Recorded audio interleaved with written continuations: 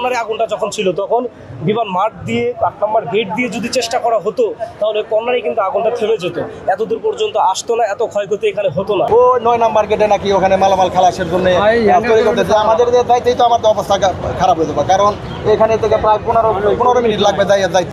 শনিবারে তো আমাদের হাফ টাইম মানে দুপুর 1টা পর্যন্ত আমাদের কার্যক্রম আর কি চলে। খাঁচার লোক যারা ভিতরে থাকে তারা ওদের পণ্য খাঁচায় ঢুকায়, তো কাজ চলে আর কি। আমাদের শনিবার আমরা অফিসে আসছিলাম, আসার পর আমাদের মোটামুটি 31-32টার মতো পেপার আমাদের ছিল।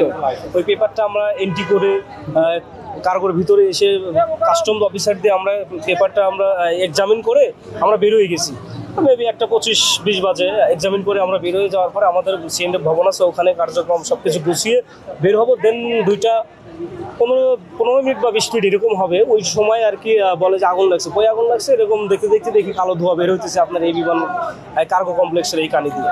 তো পরে আমরা ওখান থেকে যখন আমরা ফিরলাম, এয়ারপোর্টে আসলাম, আসার পরে আমরা এখানে কর্নারে এসে দাঁড়ায় দেখলাম যে ওই আপনার কুরিয়ার যে ইউনিটটা ছিল কর্নার, ওই কর্নারে তখন আপনার আগুনের সূত্রপাত, তখন আগুনটা ছিল অল্প পরিমাণ, শুধু ধোঁয়া যে কালো ধোঁয়াটা ছিল বেশি, আগুনের পরিমাণটা ছিল অল্প ওই কর্নারে। তো আমার কথা হচ্ছে ইন্টারন্যাশনাল পর্যায়ের জায়গা, এখানে আপনার সিকিউরিটি কিন্তু হিউজ পরিমাণ সিকিউরিটি, তারপরেও এখানে আগুন লাগলো। আচ্ছা আগুন লাগছে, এখন আগুন এটা হতেই পারে, এটা আমরা আগুন লাগার পরে কিন্তু ওইদিকে বিমান মাঠ ফাঁকা জায়গা, এদিকে 8 নম্বর গেট, এদিকে ফাঁকা জায়গা। তো আমার কথা হচ্ছে যেহেতু কর্নারে আগুনটা যখন ছিল তখন বিমান মাঠ দিয়ে 8 নম্বর গেট দিয়ে যদি চেষ্টা করা হতো তাহলে কর্নারে কিন্তু আগুনটা থেমে যেত, এতদূর পর্যন্ত আসতো না, এত ক্ষয়ক্ষতি এখানে হতো না। এটা হলো ইন্টারন্যাশনাল পর্যায়ের জায়গা, এখানে পণ্য আমদানি হয় হাজার হাজার। আজকে আপনার এই যারা চাকরি করতো তারা বেকার, এখন বর্তমান আপনার ইম্পোর্টারদের তাদের তো মাথায় হাত, বাইরের সাথে তাদের যে লেনদেন সেটা নিয়ে সমস্যা, এখন কিভাবে তারা গার্মেন্টস চলবে। এটা শুধু এখানে পড়ছে, এটা কার্গো কমপ্লেক্সের ক্ষতি না,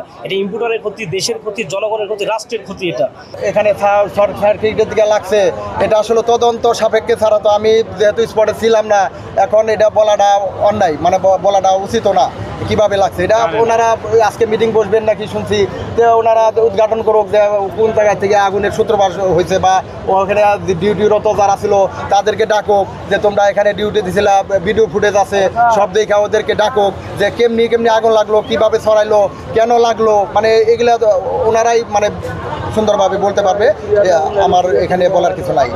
আমার নাম মোহাম্মদ আফজাল হোসেন, আমি কাস্টম ক্লিয়ারিং এজেন্ট, আমার প্রতিষ্ঠানের নাম অ্যাক্টিভ লজিস্টিক।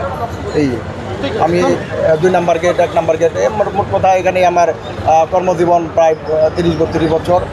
তো এখন সব পুরে গেছে গা, মানে কষ্ট লাগছে, যেদিনকে লাগছে এদিকে আসছি দৌড়িয়া, কষ্ট লাগছে, এখনও লাগতেছে যে আমরা বেকার জীবনযাপন করতেছি, ঘোরাফেরা করতেছি, কি হবে না হবে। আমাদের এখন ও 9 নম্বর গেটে নাকি ওখানে মালামাল খালাসের জন্য তৈরি করতেছে, আমাদের যাইতেই তো আমার অবস্থা খারাপ হয়ে যাবে, কারণ এখানে থেকে প্রায় 15 মিনিট লাগবে যাইতে। আবার এখানে আমাদের ভবন, এখানে কম্পিউটারের যত কাজ বাদ আমাদের কাস্টম হাউসে এখানে করতে হয়, এখানে কাজ করে ওখানে যাওয়া মানে নিজের মাথায় ধরতেছে না আসলে কি কোথায়।